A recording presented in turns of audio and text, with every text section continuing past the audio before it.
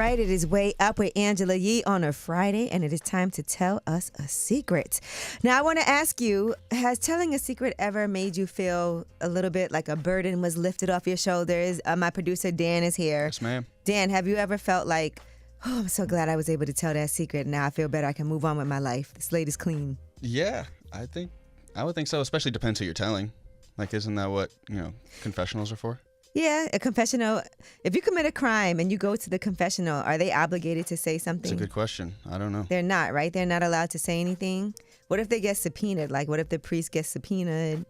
Well, anyway, regardless, here, you don't have to worry about this. Just kind of think of this as a way for us to hear your confession or hear your secret. We might ask you some questions about it just for clarity purposes. And then your slate is clean. You can walk away from here and feel like, I've never told this to anybody before, and just so glad I got that off my chest. The difference I will say, though, if you did commit a crime, I cannot guarantee that this will not be followed up as an investigation. But this is just for things that are like little fun secrets. Maybe you did something nasty when you were younger. You feel a little bit bad about it. You've never told anybody about it. Or maybe it's a good secret. We've had a couple of positive secrets. We had somebody who was planning to propose, and he was just so excited to be able to tell somebody because he couldn't tell anyone because you wanted to be a surprise. I know you know what that feeling is like, Dan. Although I was loose-lipped, I told everyone. Yeah, everybody knew. There's no way she didn't know. No, she didn't.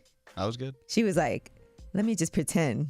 Maybe. I'm not aware. But anyway, you guys call us up. It is a safe space for you to tell your secret. 800-292-5150 is the number. Hey, anonymous caller, how are you? I'm doing good. How you doing? I'm good. What's good? You want to tell us a secret? I sure do.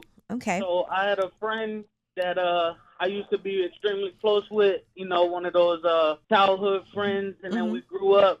And he started doing some real grimy stuff, started trying to sneak behind my back, stuff like that.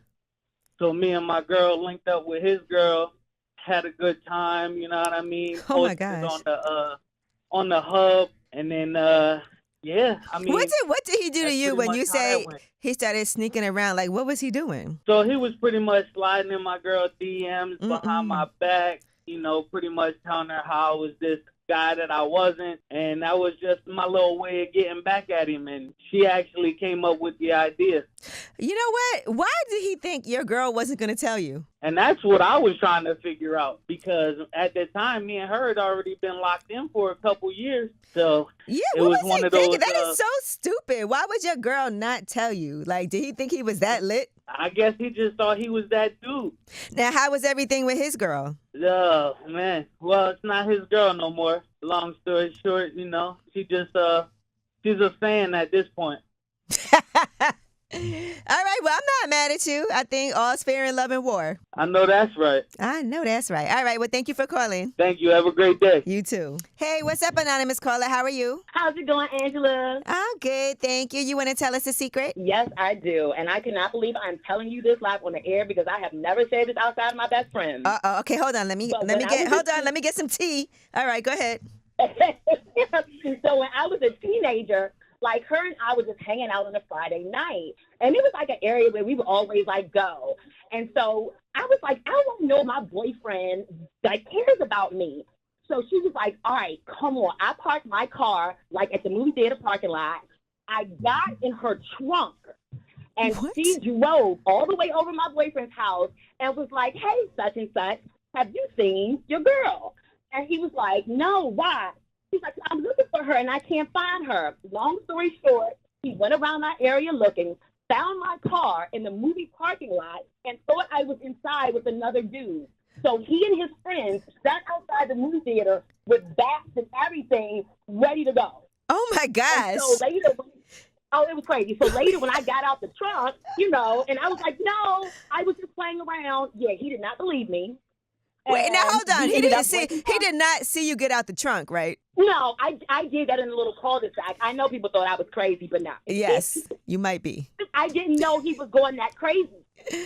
And long story short, we broke up not long after that because he never believed that I was actually in the trunk. He ended up stalking me outside my house, and when I would have friends over, he even slashed a guy's tires. So all I'm saying is don't try to test somebody's gangster because they might just show up. This is crazy. So you actually ended up telling him, no, I was just testing you. I was in my friend's trunk. I had to because he was kind of crazy, right? And I just didn't realize how crazy he was Ma'am, until that point. y'all both kind of crazy. Why would you get in the trunk? Y'all both kind of crazy.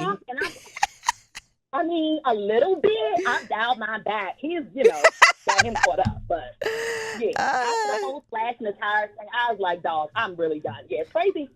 Be careful what you ask for, right? You wanted him to care. Girl, be careful what you ask for. Yes, ma'am. All right. Well, thank you for saying that out loud. Thank you, Yee. Have a good one. You too.